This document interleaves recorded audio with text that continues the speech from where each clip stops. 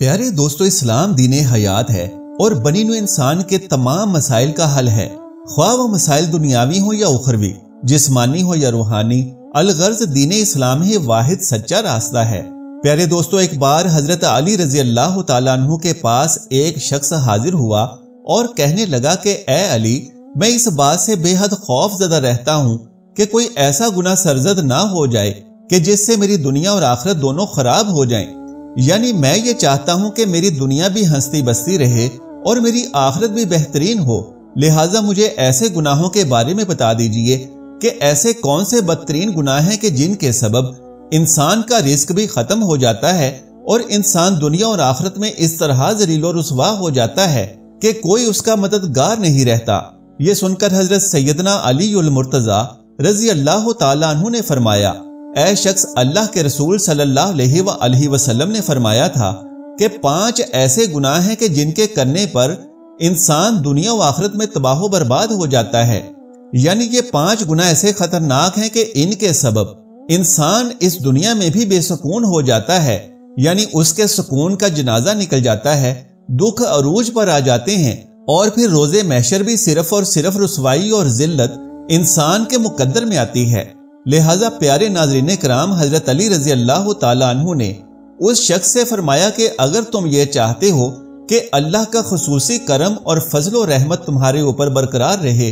اگر تم یہ چاہتے ہو کہ تمہارے اوپر رزق کی فراوانی ہو اور زندگی کے ہر میدان میں کامیابی تمہارے قدم چومے، تو خدارا ان 5 گناہوں سے بچے رہنا، اور یہ خطرناک 5 گناہ کبھی بھول کر بھی نہ کرنا۔ اس شخص نے بے قراری سے پوچھا، اے حضرت، بتائیے کہ وہ 5 گناہ کون کون سے ہیں تاکہ میں انہیں اپنی زندگی میں سے بے دخل کر دوں اور ہمیشہ کی پرسکون دنیاوی اور اخروی زندگی حاصل کر سکوں۔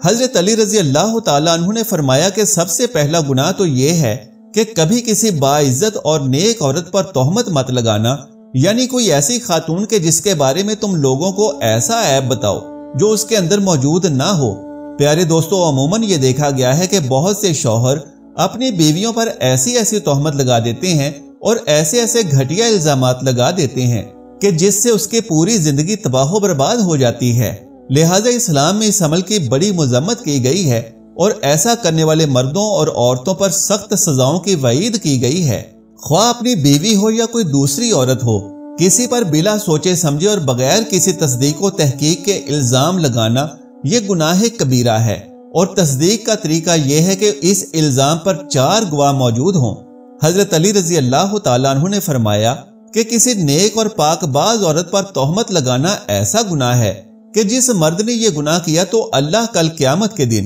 اس کی تمام عبادات، یعنی اس کی تمام نمازیں، حج، زکوٰۃ، روزے اور تمام نفلی عبادات اس کے منہ پر دے مارے گا، اور بغیر حساب و کتاب کے اسے دوزخ کا دردناک عذاب دیا جائے گا۔ اس شخص نے پوچھا کہ یا علی، کسی عورت پر تہمت لگانے کا اتنا بڑا عذاب کیسے؟ تو حضرت علی رضی اللہ تعالیٰ عنہ نے فرمایا کہ کسی پر تہمت لگانا یعنی کسی کے بارے میں ایسی بات کہنا کہ جس سے اس کی عزت داغدار ہو جائے، تو گویا کسی پر تہمت لگانا اسے قتل کر دینے کے مترادف ہے، اور قرآن کا واضح فیصلہ ہے کہ جس نے کسی ایک بے گناہ کو قتل کیا تو گویا اس نے پوری انسانیت کا قتل کیا۔ حضرت علی رضی اللہ تعالیٰ عنہ نے فرمایا کہ دوسرا گناہ اللہ کی ذات کے ساتھ کسی کو شریک ٹھہرانا ہے۔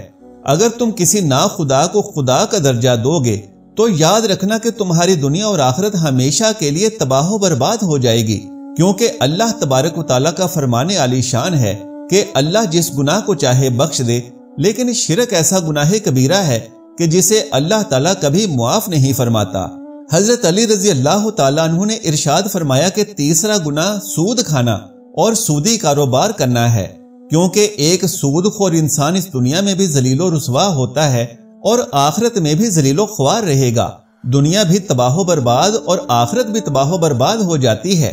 ایسے انسان کو کبھی بھی سکون کی اور چین کی نیند نہیں آتی، کیونکہ ایسا انسان ہمیشہ عزت سے محروم رہتا ہے۔ ایک سود خور انسان جو دوسروں کو اپنے سود کی خاطر پریشانیوں میں مبتلا رکھتا ہے، تو پھر وہ خود بھی زندگی بھر سکون کی تلاش میں در بدر بھٹکتا ہی رہتا ہے اور کبھی عزت و احترام نہیں پاتا۔ طرح طرح کی پریشانیاں اور مصیبتیں اسے گھیر لیتی ہیں، اور فرمایا کہ قیامت کے دن سود خور انسان اس طرح سے اٹھائے جائیں گے کہ ان کے چہرے مسخ شدہ حالت میں ہوں گے۔ ناظرین کرام، ابھی چند دن پہلے کا واقعہ ہے کہ ایک سود خور کو قبر میں دفنایا گیا، لیکن اگلے ہی دن اس کی لاش کو قبر نے باہر نکال پھینکا۔ پھر سے دفنایا گیا، لیکن پھر قبر نے اس کی لاش کو قبول نہ کیا اور باہر نکال دیا، اور یہ معاملہ اہلیان علاقہ کے لیے تشویش کا سبب بنا، اور معلوم پڑا کہ یہ ایک سود خور شخص تھا جس کی اذیت رسانی کے سبب ایک ہی خاندان کے 2 افراد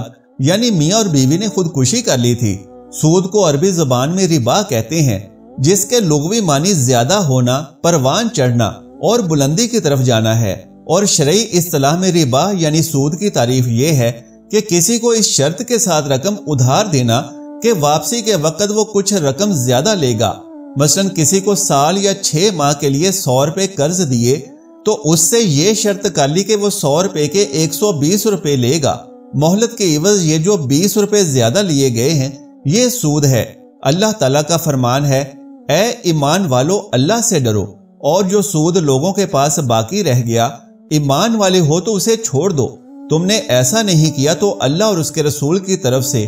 جنگ کے لیے خبردار ہو جاؤ۔ سورہ بقرہ۔ نیز فرمانے باری ہے، اے ایمان والو کئی گنا بڑھا کر سود نہ کھاؤ اور اللہ سے ڈرتے رہو تاکہ تم فلاح پاؤ، اور اس آگ سے ڈرو جو کافروں کے لیے تیار کی گئی ہے، اور اللہ اور رسول اللہ صلی اللہ علیہ وآلہ وسلم کی اطاعت کرو تاکہ تم پر رحم کیا جائے۔ سورہ آل عمران۔